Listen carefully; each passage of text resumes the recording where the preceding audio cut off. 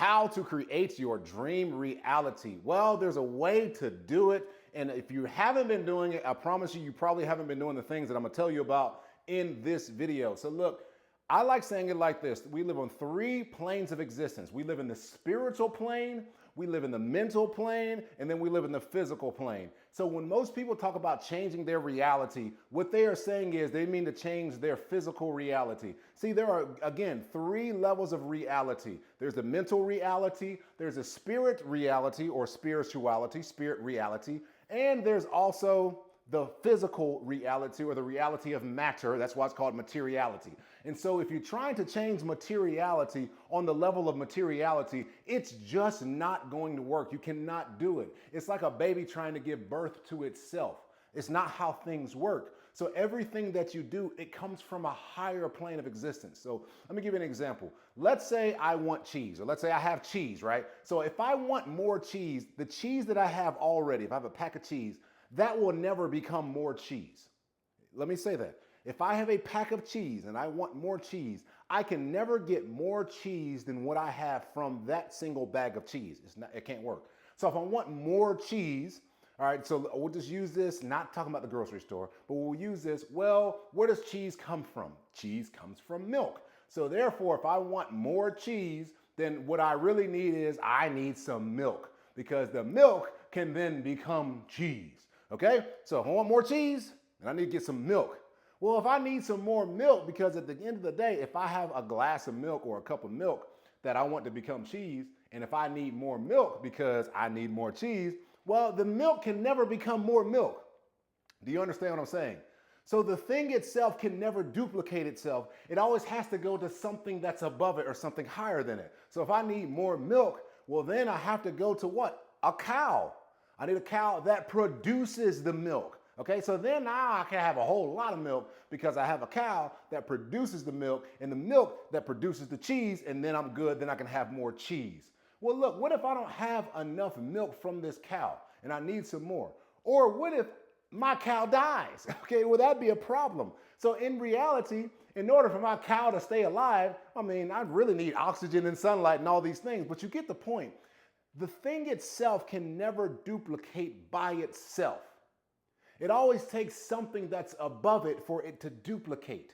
Does that make sense? And so when most of you are trying to change your materiality or change your physical reality, you're trying to go and work harder in the physical reality to get more of it or to change it. And you can only manipulate physical reality, but you can't add to it. You can't multiply it.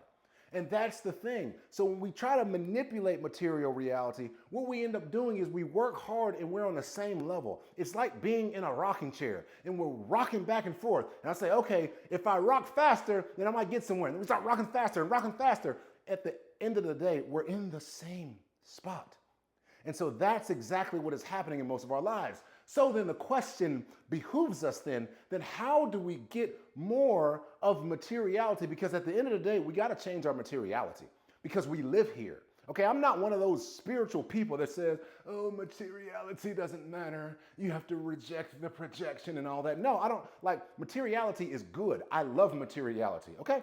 And so what we have to do is we have to scale up the levels. So again, it's materiality, it's the reality of mentality or mindset, and then it's the reality of spirit or spirituality, okay? So what most people do is they operate from the physical materiality.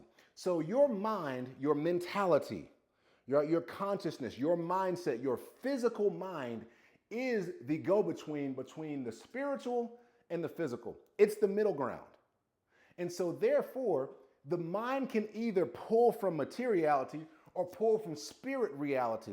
It just depends on the one that is tuned to the most, the one that it gets most information from. So most people look with their conscious eyes and see what's going on, or look at their bank account and see what's in there or not in there, and they say, oh my God, ain't nothing in this bank account, therefore I need to go work harder in order to get more in my bank account. And honestly, that's going to materiality to change materiality. So that's getting the feedback to your intellect or to your mentality from materiality, and then it goes back and forth and back and forth, and it's not pulling from spirit reality. So how do we access the spirit reality? Here's my definition of spirit, okay? I don't mean like religion. I don't mean God in the sense of a person that is sitting in somewhere off in heaven that is blessing some people and cursing other people. Like, I don't really believe in that or buy into that. I call spirit reality, spirituality, God, I call it unformed infinite consciousness. That's what spirit reality is. That's what spirituality is. Unformed infinite consciousness. And so on the other side of this thing too, spirit reality is always good. Always good. And I have to emphasize this. It's always good. So it's unformed, infinite consciousness that is always good. Spirit reality gives birth to materiality, not the other way around. So it's just the invisible side of things, if I want to just really get just like layman's with it. The invisible side of things, that's always good. So your intellect, your conscious mind, your mentality can pull from spirit reality into materiality, and then you really get to understand how to make it work. So if you have some changes in your life that you need to change, and I have some too, we can't go to materiality to change it because that's like trying to get more cheese from one bag of cheese.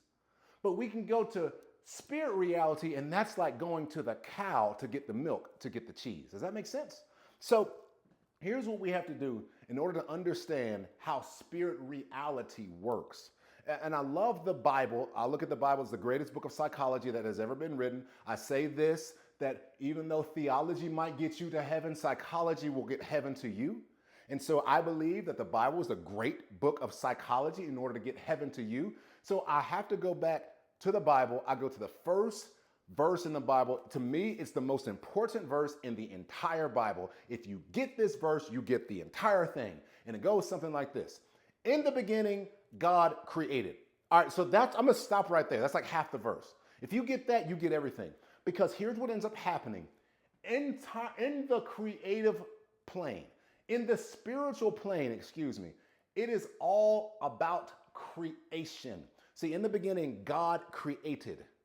So therefore, God, infinite unformed spirituality, infinite unformed consciousness, is creative in the nutshell. That's what God is. God is creative.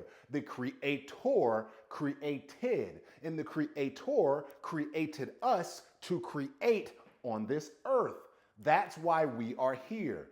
That's why God in Genesis 1:26 says, I have made the human species in my image. So what does that mean? Well, first of all, it means that God made us in his or her imagination, and therefore our image, our likeness is to create, because we see that in Genesis 1 verse 1 that God created. So the creator created us to create. So if you want to understand what it is on the spiritual plane, it's creation. And that's first and foremost. So if you need to change something that's in your life, in your material life, go up and start creating. Now, what does creating mean? And this is, again, what I love about the Bible, because we can go back and get the blueprint. How God did things is how we're supposed to do things. How do I know this? Because we were made in his image. That's what it says. Or her image. It doesn't matter to me. So here's what ends up happening. That in the beginning, God created the heavens and the earth. So I like saying it like this is, in the beginning, God created the physical realm and the spiritual or the mental realm.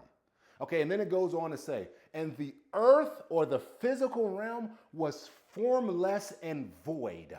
So if you get this, you got it. If the earth was formless and void, that means that it wasn't necessarily materialized.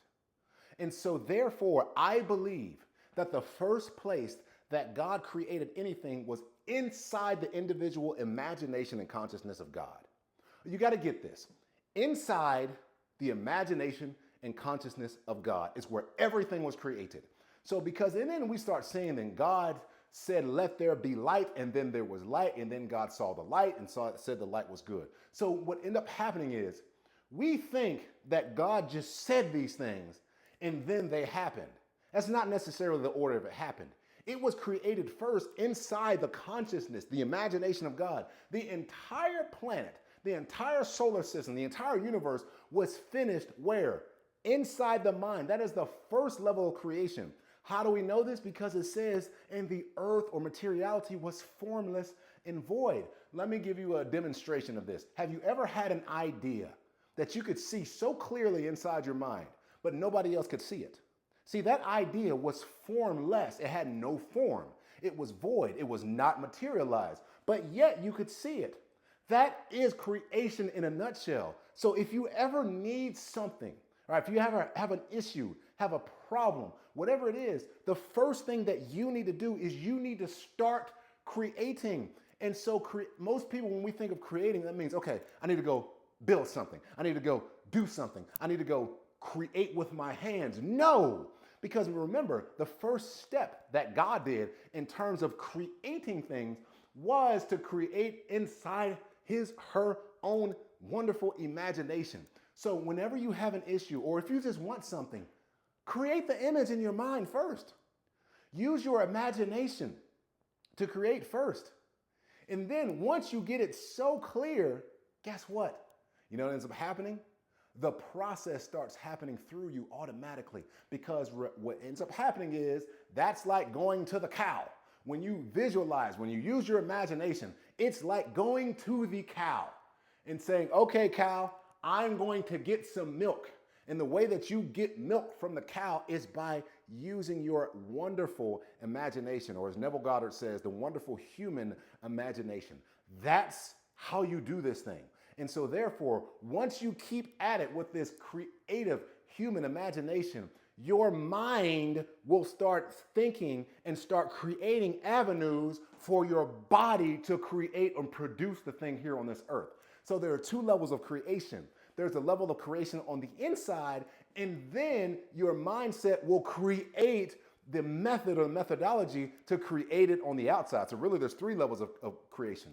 But that's the very same thing that we see God do in Genesis 1, 1 verse 1, 2, and 3. That God, in the beginning, God created in his own mind.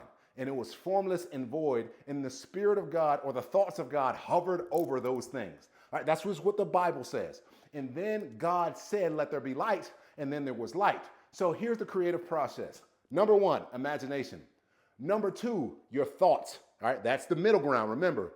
Number three, creation in the physical realm in terms of God said physically, let there be light, and then there was light. So once you get it up here, right, and you get the milk from the cow, that's the imagination, right? You grab the milk, that's your conscious mind, and then you create the cheese, that's your physical hands. And then what did God do? It said, after God said, let there be light, then there was light, and then God saw the light, so saw the physical creation, and then said that it was good. The mind said, oh, this is good, and then it goes right back up to the process.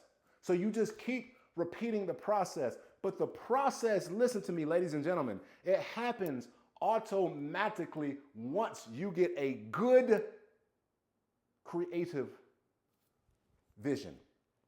And remember, it has to be good.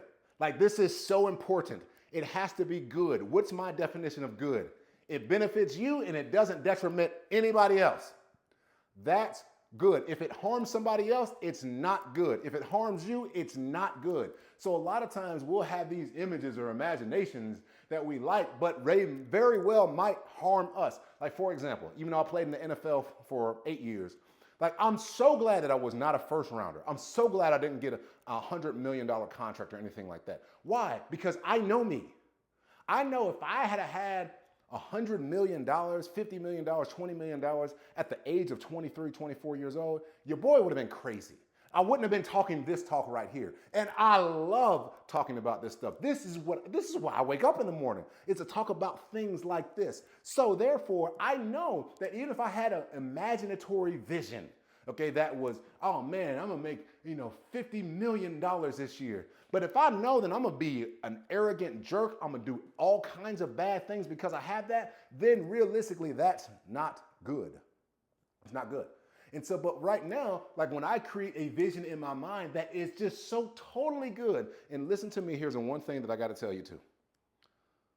You have to make sure that you're doing it for you and not doing it to be seen, not doing it to be acknowledged, but doing it just because that's simply what you want. Okay, so let me give you an example. A lot of times we do things to be seen, not to see it. And I always say this, if you do it to be seen, be careful. If you do it to see it, you're fine. Because to be seen means you're doing it for somebody else to give you validation and acknowledgement, and that's not good.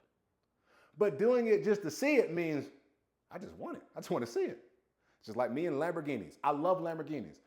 But prior to, I wanted a Lamborghini to be seen as the one driving a Lamborghini. Look at me.